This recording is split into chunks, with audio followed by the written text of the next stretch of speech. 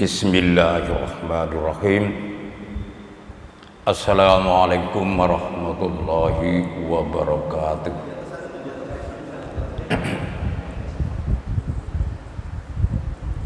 Alhamdulillah hamdan katsiran thayyiban mubarakan fi ala kulli halin hamdan yuwafi ni'amahu wa yukafi mazidah. Ya Rabbana lakal hamdu kama yanbaghi li jalali wajhikal karim wa adhimi sultanik. Allahumma sholli wa sallim wa barik ala Muhammad wa ala alihi wa sahbihi ajmain, amma ba'd. Jamaah Masjid Nurul Ilmi yang dirahmati Allah, insyaallah dalam kesempatan yang baik ini, alhamdulillah kita bisa ketemu lagi, kita bisa berjumpa lagi, bertatap muka di pagi hari yang cerah ini. Dengan demikian marilah kita sama-sama memanjatkan puji dan syukur kehadirat Allah Subhanahu wa taala, yang mana Allah telah melimpahkan rahmat dan nikmat kepada kita sehingga pada pada pagi hari ini kita bisa berkumpul untuk melaksanakan sholat berjamaah dan mengikuti taklim atau apa itu apa namanya itu tadi yang biasa kita sampaikan itu ya alhamdulillah. Dan tak lupa lagi selawat serta salam semoga tetap tercurah kepada junjungan Nabi besar Muhammad Shallallahu Alaihi Wasallam, yang mana beliau telah membimbing kita dari jalan yang penuh kegelapan menuju jalan yang terang benderang, yaitu ad-dinul haq, agama Islam yang kita anut ini. Jamaah yang berbahagia, ini masih situasi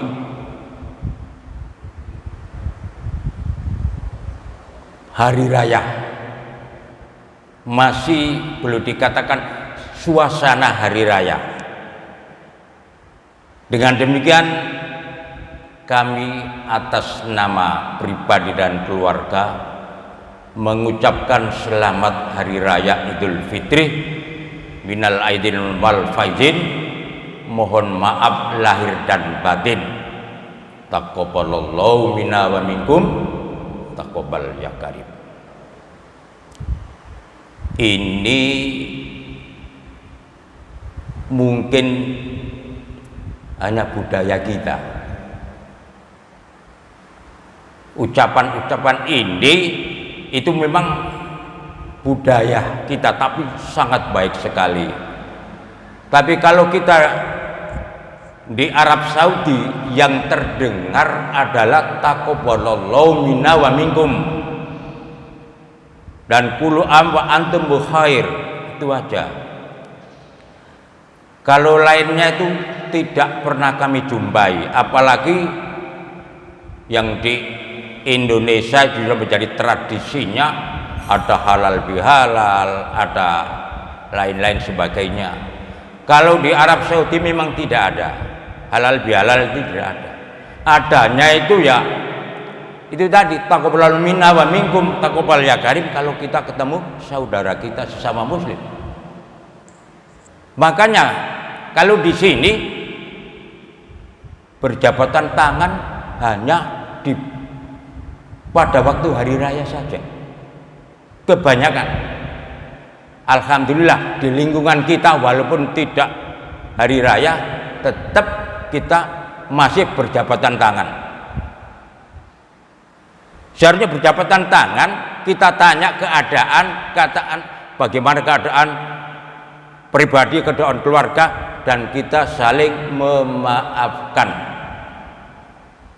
Tapi kalau di sini kan enggak juga. Walaupun berjabatan tangan, hanya jabatan tangan gini aja kan, tidak ada ucapan.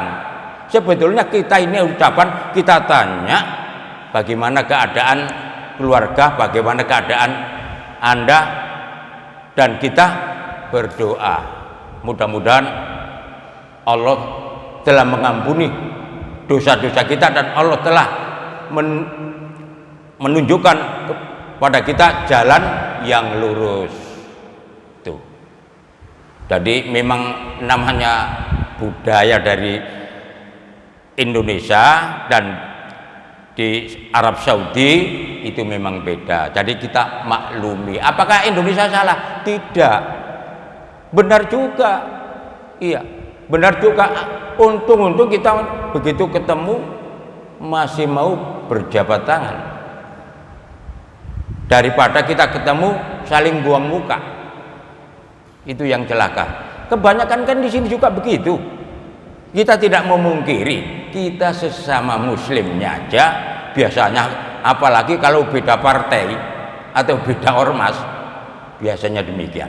Tapi naudzubillah, kita walaupun siapa, kita sesama muslim adalah saudara kita dan kita saling memaafkan.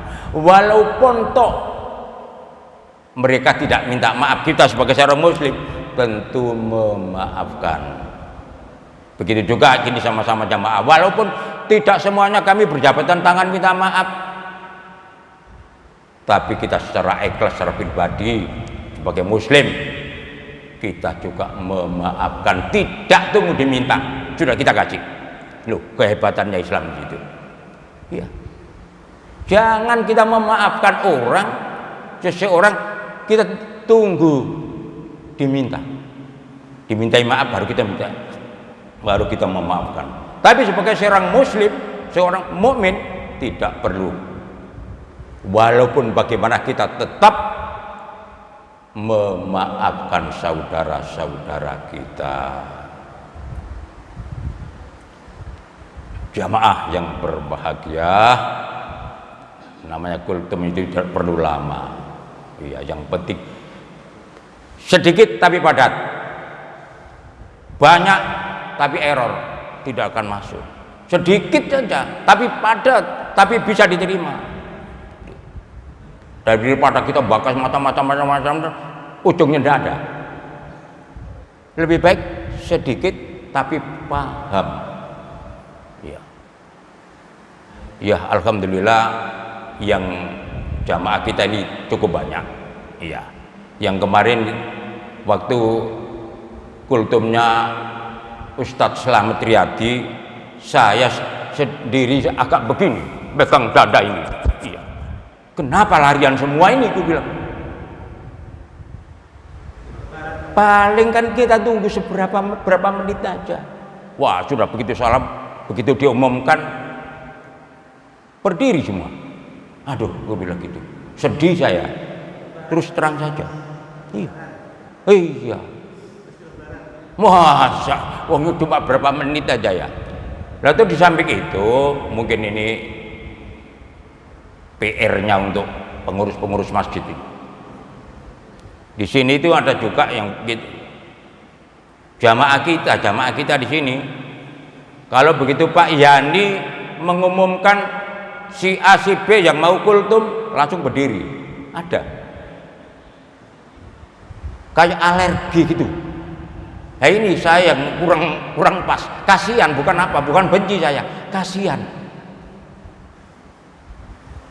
Tapi kalau tidak ada taklim, tidak ada kultum, sampai siang biasanya itu duduk di sini. Tapi kalau begitu diumumkan langsung berdiri. Apakah alergi kayak ini? Bagi saya janganlah begitu. Kami ini kasihan dengan jamaah yang masih mempunyai sifat. Apakah tidak pas dengan apa yang disampaikan oleh Ustadz Nurul Ilmi? Saya rasa juga pas-pas saja sebetulnya itu. Tapi ya tidak apa-apalah, mari kita doakan semoga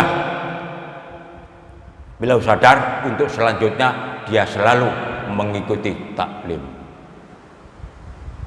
Sampai tidak ikuti taklim satu hari sebetulnya ketinggalan, kecuali kalau ada utur gini-gini tidak ada masalah.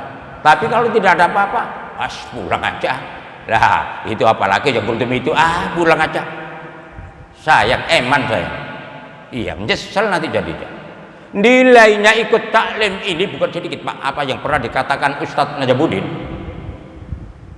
nilainya sama dengan 1000 kita sholat sunnah, bukan sedikit. Sedangkan sholat sunnah ba'diyah qobliyah kadang-kadang kita keteteran,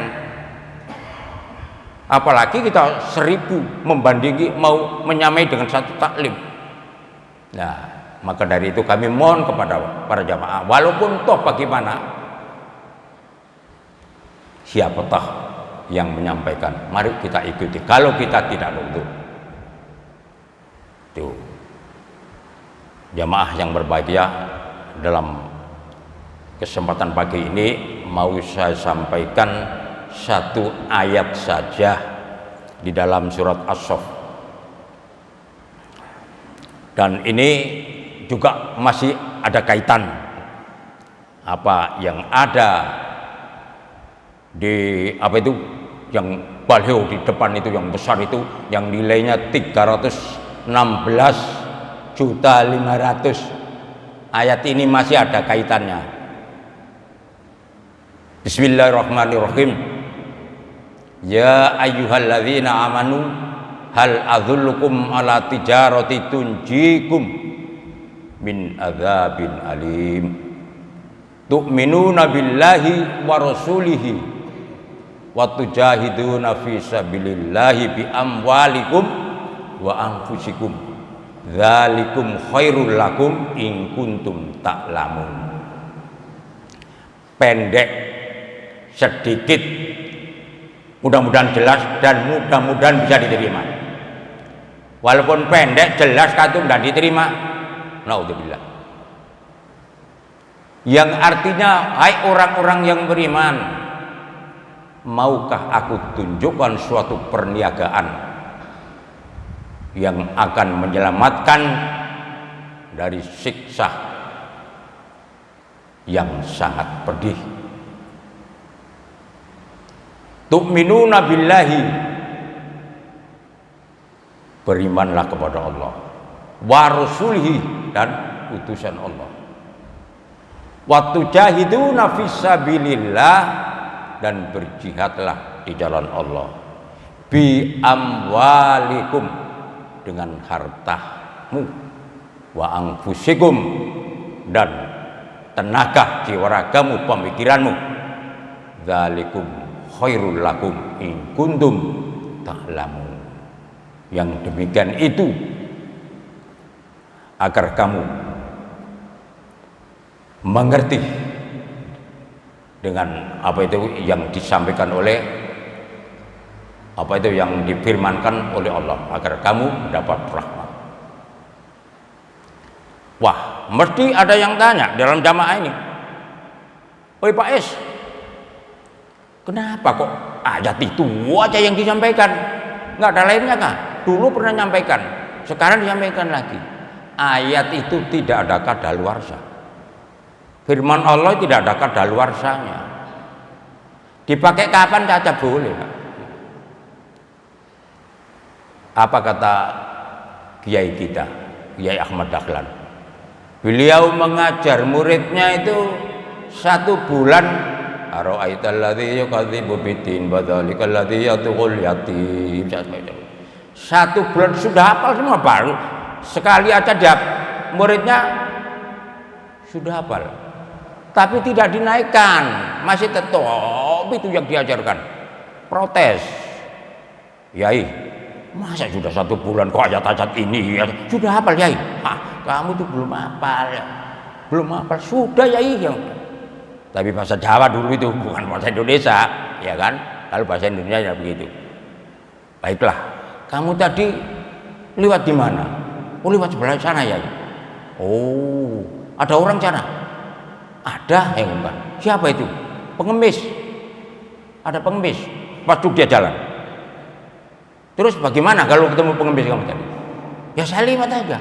Nah, ini berarti kamu belum hafal, belum menghayati ayat apa itu surat ini.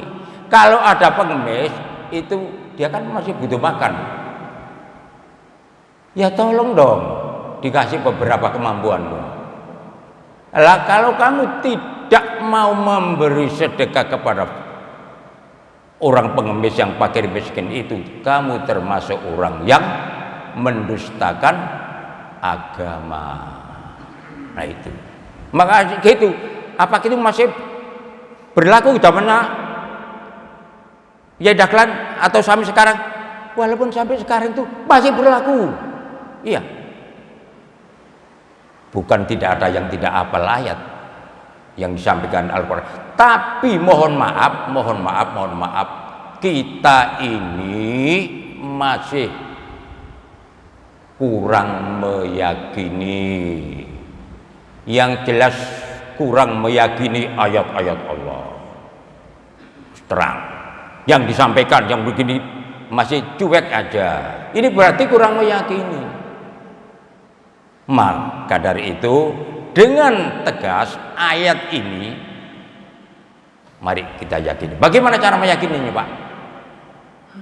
Apa yang disampaikan seperti tadi, apa tadi ya? Waktu jahidu nabi sabilillah bi amwalikum. Ini kita ini masih sibuk didulukan bi anfus. Iya. Tenaga, diwaraga, tapi amwalnya tidak ada. Kalau amwalnya tidak ada, maka mana bisa terbangun masjid ini? Maka dari itu yang dipampang 316.500.000 itu tanggung jawab kita semua. Mana yang perlu didahulukan, kita dahulukan. Mana yang perlu nomor dua. Ini tanggung jawab kita semua. Tidak ada istilahnya tanggung jawab orang dari jauh. Kalau orang yang jauh-jauh mau bantu kita, monggo. Apakah kita ini sudah terpikir di dalam hati kita untuk memakmurkan masjid ini dengan apa itu kita adakan kegiatan-kegiatan dan kita adakan pembangunan? Alhamdulillah kalau kita sudah terpikir di situ. Kita tunggu dalam habis bulan Ramadan ini, habis hari raya ini, dana berapa yang sudah terkumpul. Itu saja. Kalau dana ini sudah terkumpul berarti kita ini peduli, berarti kita menghayati ayat-ayat itu. Kalau kita uang belum terkumpul, berarti kita ini belum menghayati ayat itu. Hanya sekedar lipstick kita baca, itu aja kita hafalkan, tapi realisasinya tidak ada. Maka dari itu kami sekedar mengingatkan dan mengajak. Kami mengajak, bukan memerintahkan para jamaah, tidak. Kami mengajak. Kalau mengajak berarti saya ada di dalamnya. Nah, kalau saya merintah aja, tidak mengajak, Pak, itu sampai infak itu sedekah untuk ini, untuk ini, Pak. Saya tidak ikut. Itu perintah, hanya merintah saja.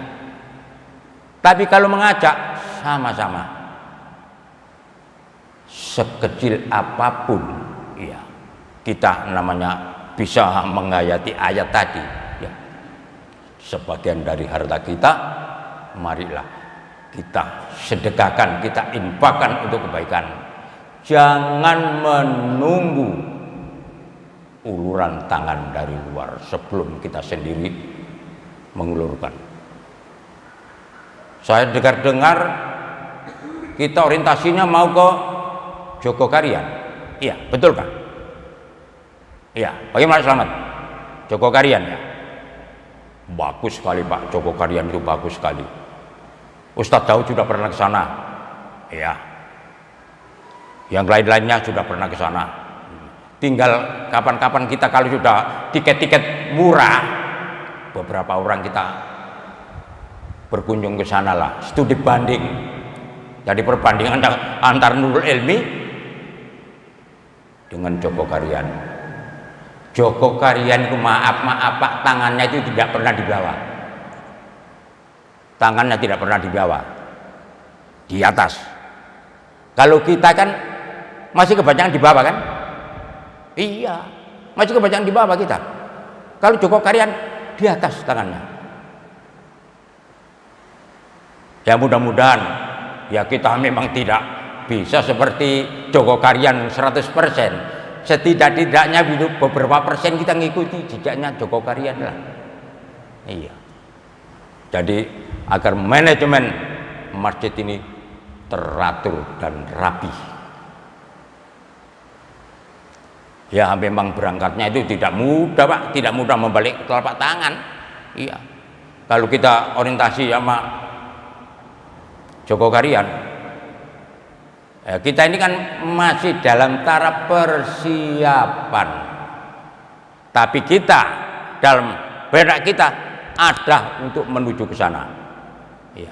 Jadi kalau kita masih ada cita-cita, rencana untuk ke sana, berarti kita ini maju selangkah.